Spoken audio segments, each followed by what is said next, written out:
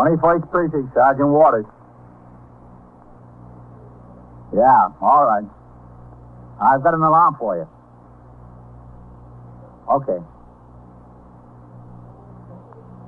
A 1952 Chevrolet hardtop, painted two-tone green.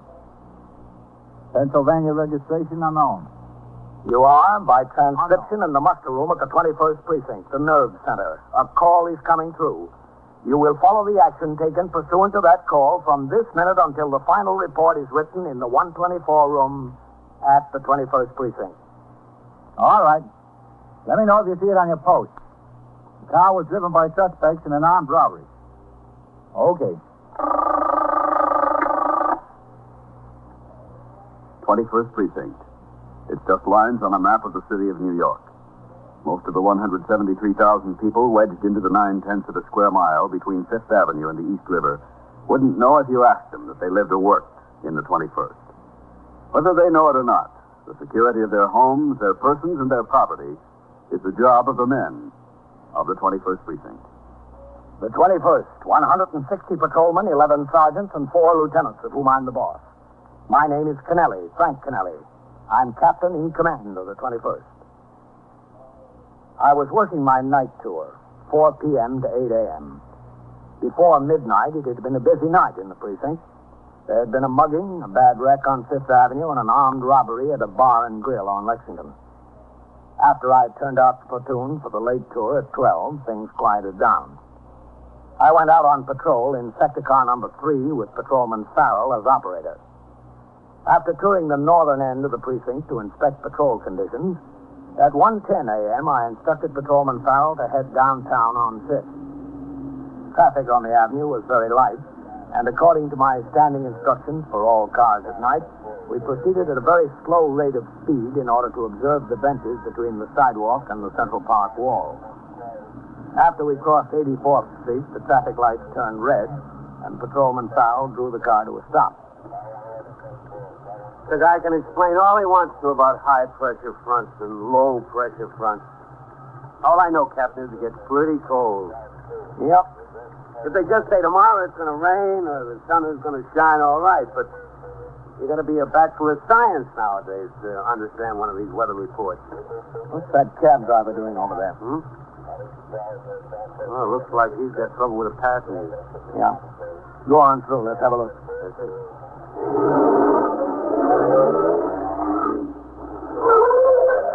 That's it, all right.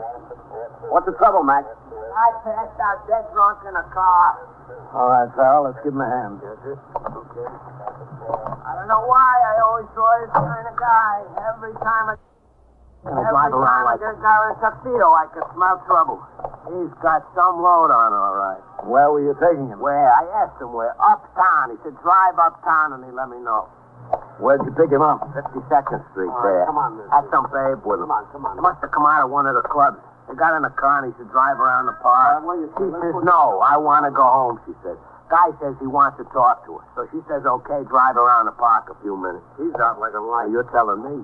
So I come in the park, and I drive around like he says. Well, he's getting a little bit free with the hands, but this babe knows how to take care of herself. He thrusts, she parries, you know what I mean? Then I see I better step in because I don't want no trouble in my car. So I went back and I tell him, look, mister, I tell him, I don't care what you do at home, but in my car, if a lady don't want to let you kiss her, you don't kiss her. He said I should drive the car and mind my own business. I told him if it wasn't my business, whose business was it? Where'd she go? She had sense enough to cut loose at the first opportunity, which is more than I could say for myself. See what you can do with him, pal. That's it. I'll try. All right. Where did she go? Well, we were in the park. First thing I figured I got to do is get out of there. What do you say? I came out of 72nd Street, and when I get there, the light is red. So we grabs her again. She dodges him. She sees the car is stopped. She opens the door and gets out. This guy's really been to the well, Captain. Yeah. Well, that's okay with me if she wants to beat it, and the guy don't seem to mind too much anyway. She walks across the avenue, and there's another house there. She flags him, and away they go. You know what I mean? I turn to the fellow and I say, well, where do you want to go? And he says, uptown. I tell him, uptown is a big place. And he says, drive up 5th to let me know. So I turn up 5th. And the first thing you know, I don't hear another word out of him. So I turn around and I take a look, and he's out like a light. I think there's a spark of life left in him. I gotta draw this kind of guy. Every time I get a guy with a tuxedo. All right, now come on, mister. The party's over. All right, come on, sit up. I appreciate your help. I didn't know what I was going to do with him. All right, let's see you. Tell you the truth, I was going to drive the station house with him. Feeling all right? Ask him where he lives, Farrell. Yes, sir. Where do you live, mister? Fifth Amendment, Captain. We just want to see that you get home, that's all. I don't want to go home. See what I mean? Come on. Where do you live? I want to go for a nightcap. You had your nightcap. Get him out here, Farrell. That's it. Come on, mister. Get your hands up. Come on, get out of the car. Let's go. Get out of there. Get your hands up. Look, we've wasted enough time with you, mister. Now get out. Come on. No. Okay, Farrell. Yes, sir. Come on, now. Let's go. Get your hands up. Come on. Let me alone. Stand up there. Go on, stand up. Hey, but this. Watch him. I'll kill you. Watch him. I'll kill you. Get him up again. Come on, get over there. Come on. I'll kill you. Keep still. Let me go. All right, just stay still. Who do you think you are? Now, cut it out. Kill you. Hold him. Let me go. I didn't do anything. Cut it out. Will you cut it out?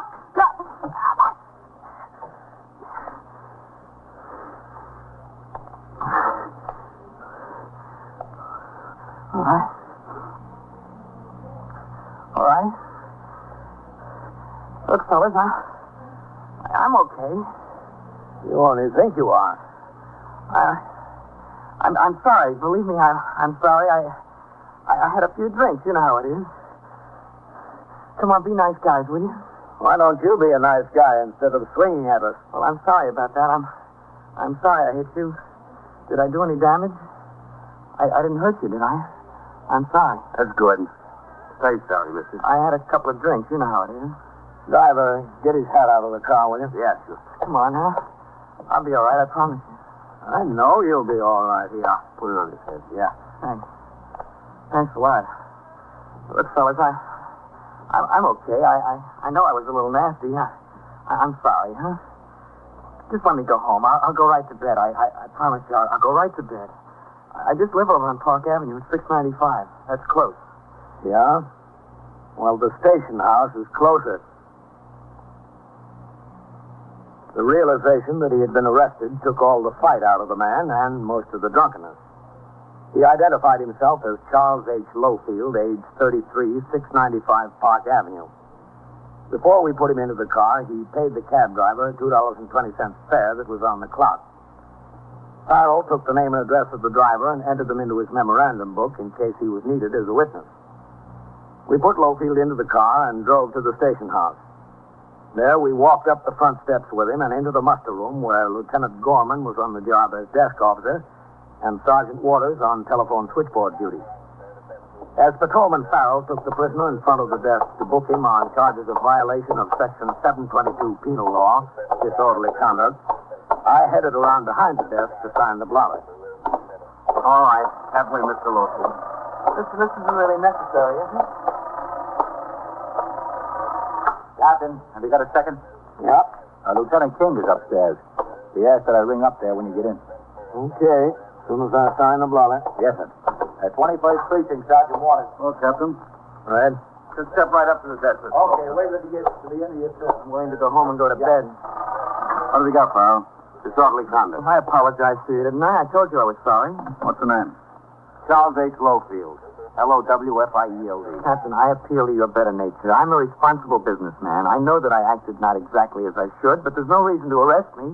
I had a few drinks. That doesn't make me a criminal, does it? No, you're not a criminal, Mr. Lowfield, but you caused a lot of people a lot of trouble.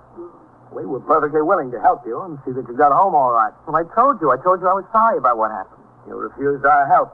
You clawed at us. You hit this officer 2 or 3 times with your fist. I told you I had a few drinks. Well, if that's your explanation, Mr. Lowfield, it's lost on me. Captain, please. I'll be in my office, Red. Listen. What's the age? 33.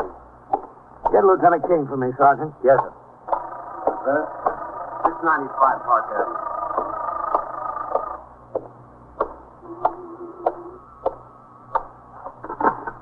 '21st Precinct, Captain Canale.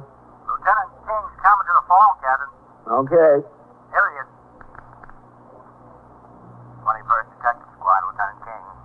Captain Kennelly, man. Oh, yes, Captain. The chief of detective's office rang up here a little while ago. Yeah? I got a call from Philadelphia in regard to a stick-up down there. Got a line on one of the men supposed to have been involved. According to them, this fellow has a girl someplace in the Upper East Side, and they think he might have driven up to New York. That's so? But could you make an announcement at the 8 o'clock turnout about looking for the car parked on the street? Yeah, man, sure. The 1952 Chevrolet hardtop, painted 2 shades of green. Pennsylvania registration plate. Have you got the number? No, not yet, Captain. Philadelphia's trying to run it down. Okay. You think it would do any good to give it to the men on this tour as they ring in? All right, Captain. Sure, that might help. Okay, Matt, we'll get it out to them. Thanks. Right.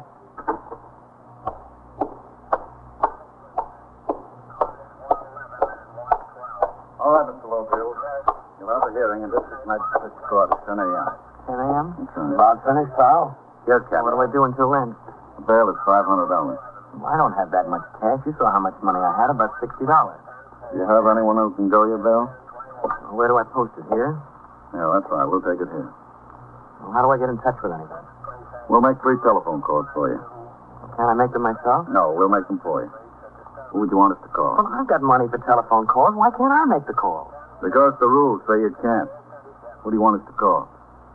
Well, you can call my lawyer. Captain, he's holding me on $500 bail. Now, I don't know whether I can get anyone up here with that much money at this time of night. If I can, I'll have to spend the night in jail. Sorry, Mr. Lowfield. That's the law. Excuse me. What's your lawyer's name, Mr. Lowfield? Sergeant. Yes, sir? As the men ring in, I want you to give them an alarm on a car. Yes, sir. A 1952 Chevrolet hardtop, 2-tone green, Pennsylvania plate. Yes, sir. We don't have the registration number yet, but if they see a car answering this description, they're to ring in immediately. These are armed robbery suspects. Okay, Captain. And you refer any information to the detectives. Yes, sir. Call my secretary. Your secretary? Yes. What's her name? Sandra Arid. You know her phone number? Well, no, I don't, but it's in the book. She lives in Greenwich Village on 9th Street or 10th Street. It's the only Sandra Arid. It's E-R-I-D-G-E. Okay, I'll look it up if I have to. But we'll probably be able to reach your lawyer or your brother. I'm sure you will, yes. All right, Mr. Lowfield. Back this way, huh? Listen, do you have to lock me up while I'm waiting? Can't I wait here? You better go on back with the officer. Well, I don't care to be locked up with a bunch of criminals. I'm not a criminal. You won't be locked up with any criminals. You're the only one back there tonight. You've got the place all yourself. Well, I think I'm entitled to wait here. I'm not going to go back there. Mr. Lowfield, we had a lot of trouble with you earlier over what you would do and what you wouldn't do. Now, you better go on back there with the officer and let's not have any more trouble. I think it's a crime to lock up a decent citizen over something like this. It's a plain crime. Come on, Mr. Lowfield. Well, it's just a plain crime, that's all. You haven't heard the end of this. Not yet, you haven't. It's a plain crime, that's all. Brother. Give me a bunch of thieves any day. Who did he ask you to call, Red? His lawyer, brother, and his secretary in that order. Oh. He's not married, huh? Oh, listen, Divorced, he said. I've got an alarm for you. What's his business? Investment. 52 Chevrolet hardtop. Soon told Gave you a hard time over there, I understand. Yeah, he was full of fright. On your post, ring in A here. couple of hours in back there might cool him off. In connection with an armed robbery. 695 Park. That's a good address. Yes, sir, it sure is. Man ought to know how to behave himself. Not necessarily, Red. That can take a lot more than a good address.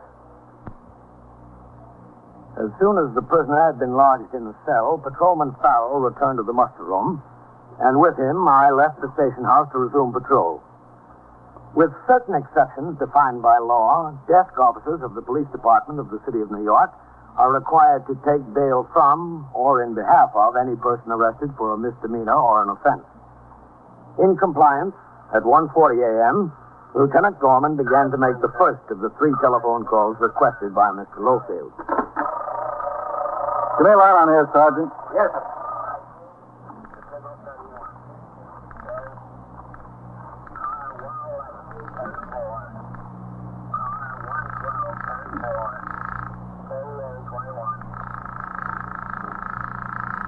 What time are you taking your meal, Lieutenant? About 2:30, I guess. This lawyer is a sound sleeper. Well, I guess to put up with his clients all day, he has to be. Where does he live? I don't know. It's an El Dorado number. Not too far from here, I guess. No answer there yet. It's almost a 1:45. Should be home. Maybe he's smart and shuts off his phone. Yeah. I wouldn't be surprised. Well, we're not going to raise him. I'll leave the lineup. I'll try the brother. Yes.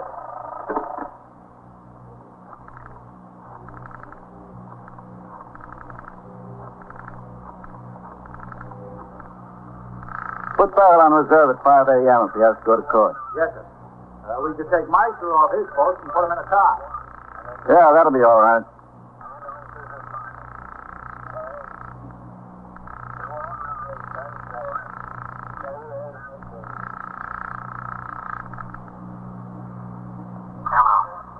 Mr. Edward Lofield? Yes, who is it? This is Lieutenant Gorman at the 21st Precinct, Mr. Lofield. You got my brother there. Yes, that's right, Mr. Lofield. We're holding him in $500 bail. Well, I'll tell you what you can do. You can keep holding that drunken bum. All right, Mr. Lofield. He thinks I'm getting dressed at 2 o'clock in the morning. If I'm in the cold to bail him out, he's out of his mind. Okay. I told him last time I wouldn't do it again. He's going to keep getting himself into these jams. He's better carry bail money in his shoe or someplace. I've had enough. You don't have to yell at me, Mr. Lofield. I'm only calling because he asked me to. Yes, you're right. I just felt like screaming at someone. That's okay. I don't blame you. Guy's got a good business. He makes a lot of money. The trouble is, he thinks life is one great big party. Well, you can tell him it's no party for me. Let him spend the night in jail. All right. I'll give him your message. I wish you would. Okay, Mr. Lofield. I'm sorry to bother you. All right. Goodbye. Goodbye. His brother says let him rot. Are you going to make another call? I've got to look up the number. Yes, sir. Says a night in jail will do him good.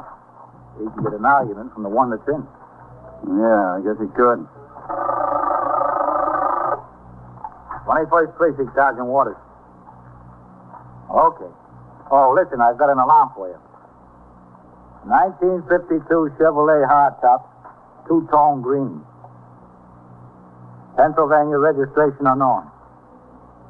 Yeah, Pennsylvania. This is Sandra Evans. Yeah, that's right. If you see the car parked in your post, ring in here. It's wanted in connection with an armed robbery. Okay. 4389.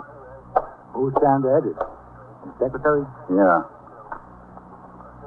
Give me a line on here, Sergeant. Yes, sir.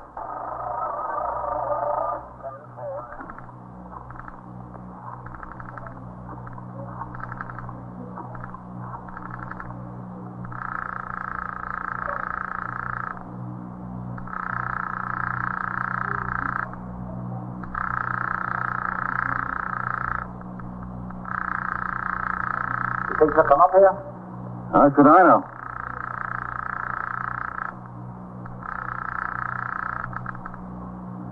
Hello? Is this Miss Sandra Everett? Yes? Who's this calling? This is Lieutenant Gorman at the 21st Precinct. The police? That's right, yes. What's the matter? Miss Everett, we're holding a man here by the name of Charles H. Lofield. Oh, my goodness. He asked us to call you. Oh, what's the matter with him? He's not hurt, is he? No, he's not hurt. He's being held on a charge of disorderly conduct. Mr. Lofield? That's right. He says you're his secretary. Yes, I am. He's being held in $500 bail. What does that mean? It means someone has to put it up for him, or he'll have to stay in jail until court opens. In jail? Mr. Lofield? That's right. Well, I don't have that much money. Will you tell him I'll try to get hold of his attorney? I called his attorney. There's no answer. Oh, yes, that's right. He went away for the weekend. I'll call Mr. Lofield's brother. I already spoke to his brother. He can't make it. He can't? He says he can't. Oh, well, I don't know whether I can do anything. You tell Mr. Lofield I'll try. I'll see if I can get an idea. It'll take me a little while because I have to get dressed and try to get the money, but you tell Mr. Lofield I'll be there. Tell him now, don't forget. I won't. Tell him I'll try to get it someplace. All right, I will. Tell him not to worry now. I'll tell him. Thanks. Thank you very much. Bye. You're welcome.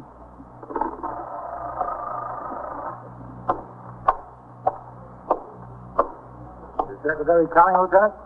Yeah. Well, it proves it. The guy's got a good secretary. He's better off than with a family or a lawyer. Yeah. Maybe. If he's in jail. Because of the delay involved in making the arrest, taking the prisoner to the station house and booking him, I remained out on patrol somewhat later than usual.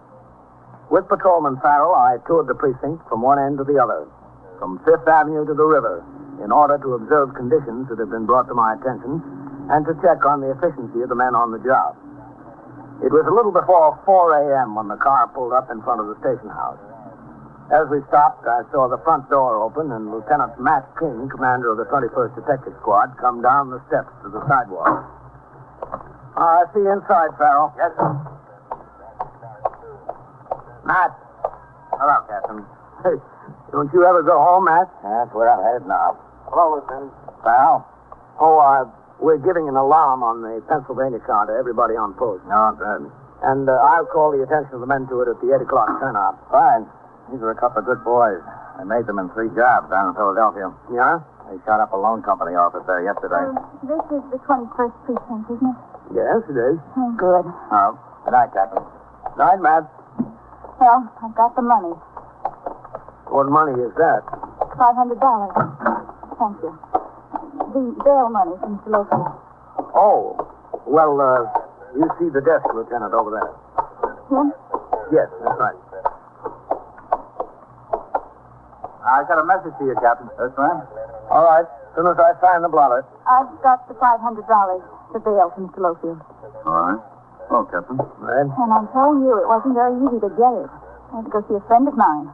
She runs a dress shop, and I know she's open late, and she brings the receipts home with her. It took me an awfully long time to convince her to give it to me. Well, as long as you got it. Now, I won't lose this money. I'll get it all back? You'll get it back when Mr. Lofield shows up in court. You're sure now? Because I had an awful time getting it. Yes, you'll get it back down at the court. Oh, that's good. Now, it's not that I don't trust Mr. Lofield. It's just that I thought maybe there were some charges that would have to be paid or something like that. I'm not worried about Mr. Lofield at all. Oh, where is he anyway? Can I see him? I was just running for the attendant to bring him out. Oh. You want the money now? You hold on a little while. I've got a lot of papers to make down. All right. Yes, sir? Bring Lofield out to the desk. His surety is here. Yes, sir. What did he do? Mr. Lofield, I mean. He got nasty and started swinging at a couple of police officers. Mr. Lofield? Yes. Oh, Mr. Lofield wouldn't do a thing like that. Wouldn't he? Well, he may be a hard man in business, but he's a gentleman. At least he's always been a gentleman with me. Well, he wasn't with me. I'm one of the policemen he was swinging at. Oh, my goodness. Your correct name is Sandra Eridge? E-R-I-D-G-E? Yes, that's right. What's your address? 225 West 10th Street. That's your permanent address? You're a householder within the county of New York? Yes, I live here. I have an apartment, that's what you mean. Do you have some identification, Miss Eridge? Or is it Miss? It's Miss Erid. You mean like a driver's license? Yes, that'll do. I think I have it with me, although I did take a cab. Yes, it's here it is. Thank you. I'm terribly sorry, Captain. I'm sure Mr. Lofield is, too. Under normal circumstances, he wouldn't think of doing a thing like that. He's the kindest and most gentleman I've ever known. Well, maybe he is under normal circumstances. All right, step right up to the desk, Mr. Lofield. Mr. Lofield, I'm sorry. I'm terribly sorry. You should be. Where were you? And how long have you been sitting back there in that cell? Well, I got here as fast as I could. I had an awful time. Well, look at me. Do you think I had a good time? And how crummy it is back there? Mr. Lofield, I had to get dressed and find the money. I didn't know where to look. I had to impose upon a friend. And what about me? I've been sitting back there. All right, Mr. Sitting Lofield. back there for 4 hours. I did the best I could. Miss Eridge, you'll have to sign this and take a note on it. What is it? Well, just sign it. Don't ask what it is. I've got a right to know what it is if I'm signing it. It's a form, a statement that you're the owner of the currency that's offered for security. Oh.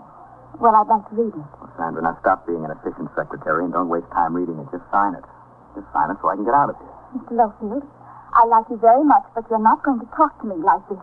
Well, you work for me, don't you? I work for you, but I don't have to listen to your abuse. Just sign the paper, Sandra. Now sign it. No, just a second. Sign it. It's only a matter of I form. won't sign it.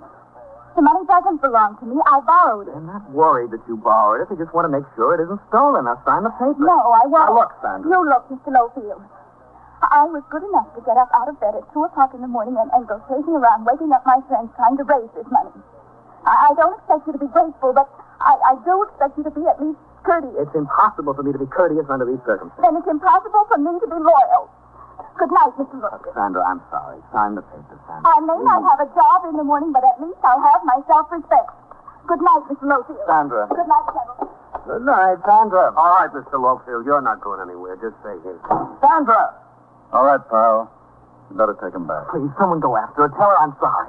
You've been sorry for everything all night, Mr. Lofield. Please, I can't stand another minute back there. That's what got me so upset. Now, please, Captain, send someone to get her. I can't do that, Mr. Lofield. I just want to get out of here. I've got to get out. You've got to give me a chance. You had your chance, Mr. Lofield.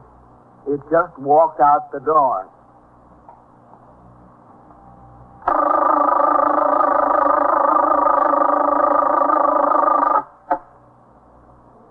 "21st Precinct, Sergeant Waters. A shooting? Where? Well, at the museum or near the museum? Who's doing the shooting? Well, are there any police officers there? Now, where is it exactly now? On the street or on the steps? Where?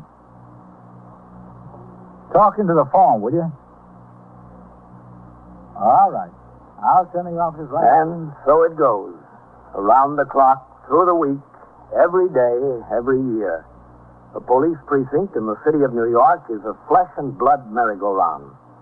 Anyone can catch the brass ring. Or the brass ring can catch anyone. 21st Precinct, transcribed. A factual account of the way the police work in the world's largest city is presented with the official cooperation of the Patrolmen's Benevolent Association, an organization of more than 20,000 members of the Police Department, City of New York. Everett Sloan in the role of Captain Kennelly, Ken Lynch as Lieutenant King, Harold Stone as Sergeant Waters. Featured in tonight's cast were Elaine Ross, Bob Reddick, Mason Adams, Bill Quinn, Santos Ortega. Written and directed by Stanley Niss. Gaylord Avery speaking.